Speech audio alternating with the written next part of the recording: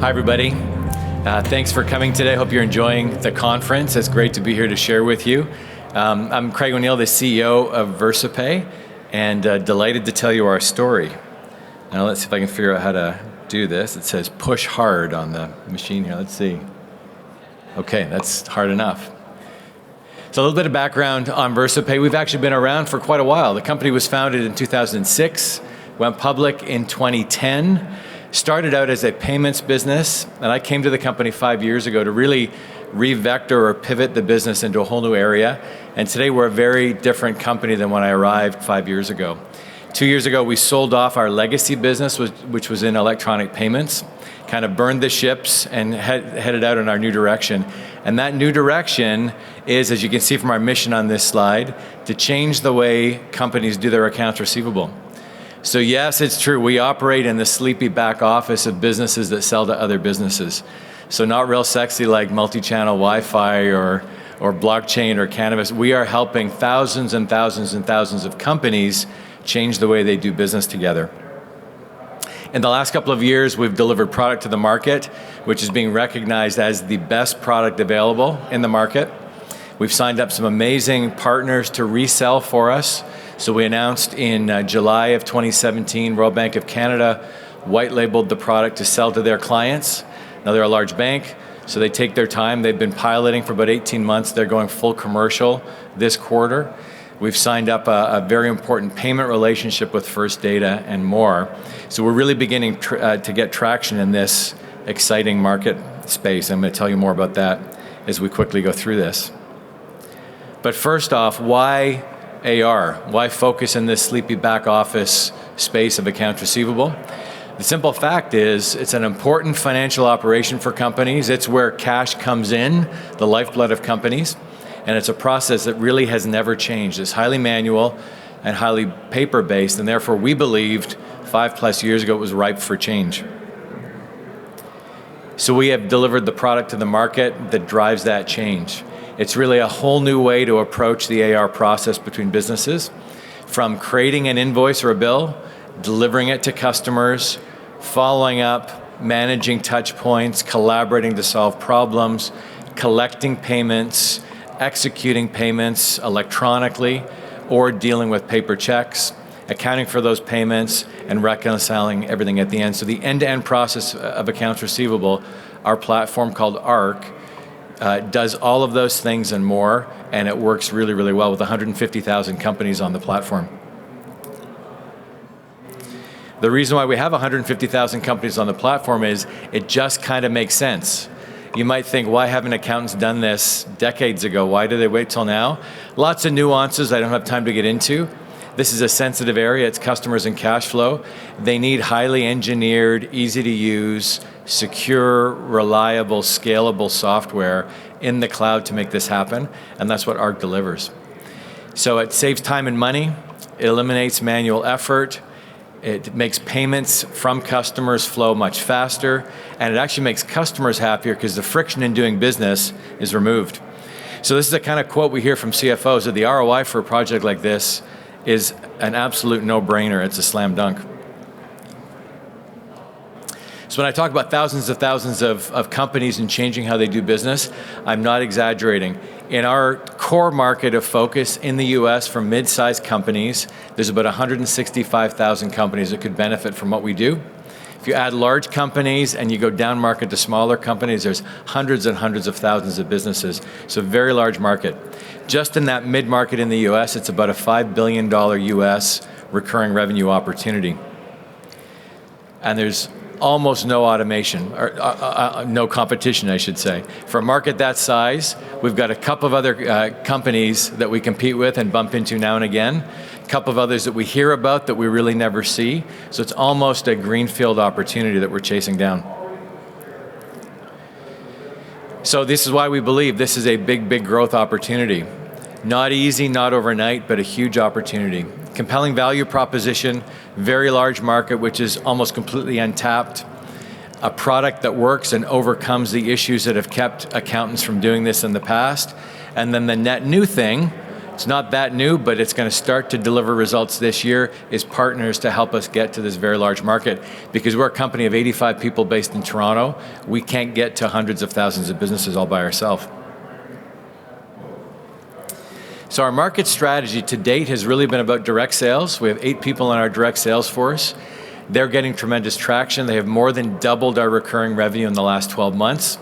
We're seeing larger and larger deals from larger and larger companies, and more of them as word gets out and accountants start to get used to this idea of applying automation to accounts receivable.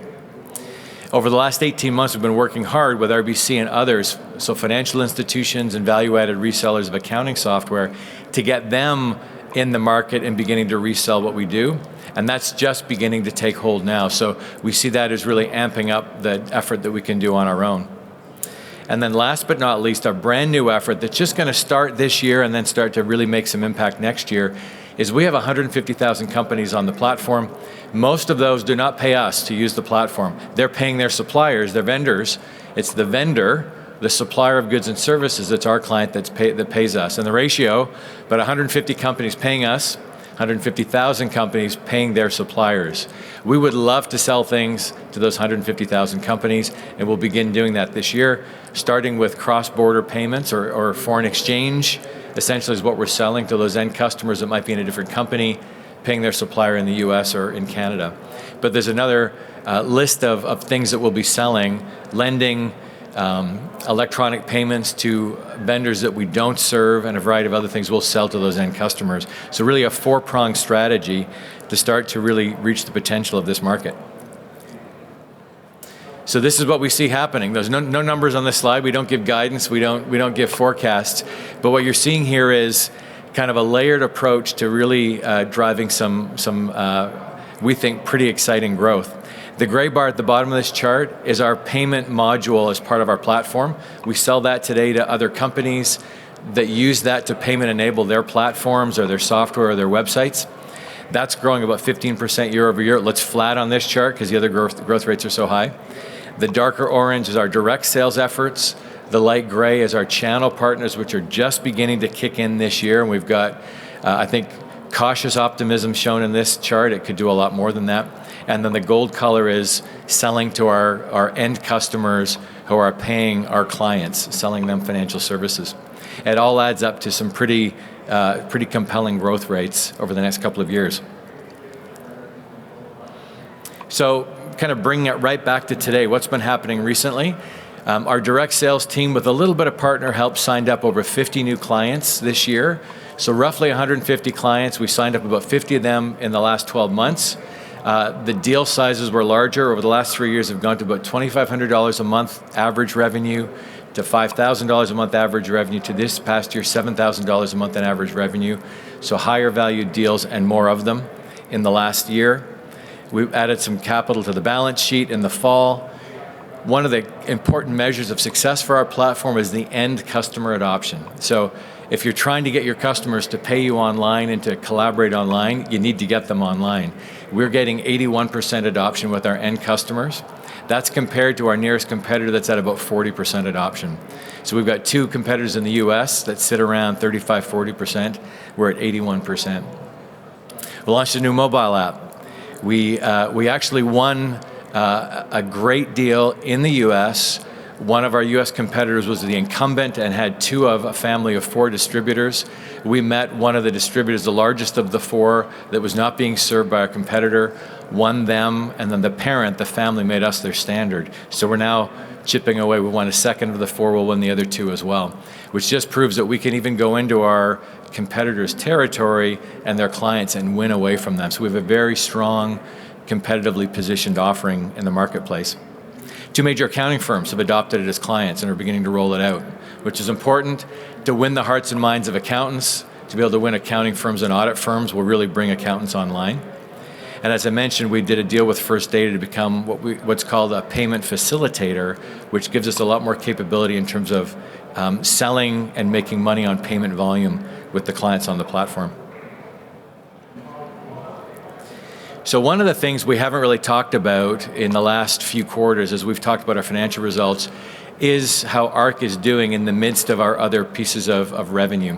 And that's kind of gotten lost in our financial results because our two other main pieces, the payment engine, which went to market first, and then our professional services to deliver our projects, those were our bigger parts of our revenue, bigger components of revenue. They were fairly flat to slightly declining in the last couple of quarters of the year, whereas ARC was really growing, and ARC is the value engine of the company. So this tells that story. Revenue is growing, backlog, meaning signed revenue that we're not billing yet, but it's under contract, is growing really nicely. And we're gonna do a better job of reporting this going forward, because this is the future of the company. And we're confident you'll see this kind of trend going forward. So I know I'm just about out of time. I'm going to whip right ahead to the summary to give you the bottom line. You can get all these slides on our website. I will pause there for a second. Some terrific companies, some very large companies using the platform and getting great results. So bear with me to get to our summary slide. So why think about VersaPay? We're going after a market opportunity that's at least $5 billion in recurring revenue with very little competition. We have the best product in the market and the first mover advantage, and we're adding some great partners to help us get to market faster. We have great clients and great client references and a great user adoption or end customer adoption story. And we're seeing signs of this sea change taking hold. So one of the major industry researchers is doing a report on AR automation. We're seeing more and more inbound leads.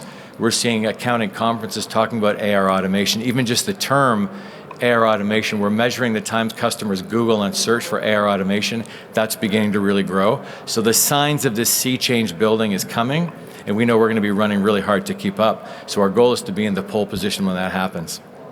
Channel partners are going to help us do that. RBC, some others will be announcing in the first half of this year. And all of that is undergirded by a great team and a good capital base to help us pursue this opportunity. Final point I make, if you watch our stock price, like a lot of companies, pretty rough Q4. We are value priced right now and on the verge of really starting to drive some growth. So it's a great time to watch this company closely and to evaluate our stock, because I think there's a great buying opportunity in the market right now. So I hope you'll do that. Thank you very much.